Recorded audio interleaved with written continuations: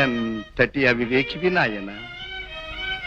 ఎక్కడ బనగాన పల్లె, ఎక్కడ మీ మఠం.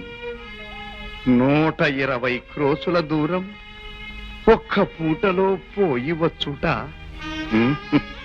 మానవ మాతృలకు సాధ్యమేనా? ఆలోచించినావా? ఇది నీ శక్తికి కాదు నాయన, నీ భక్తికి పరీక్ష. అంతటి గురుదేవులను విస్మరించి ఫలశూన్యమైన ఈ రిక్త మార్గమున పోనగున.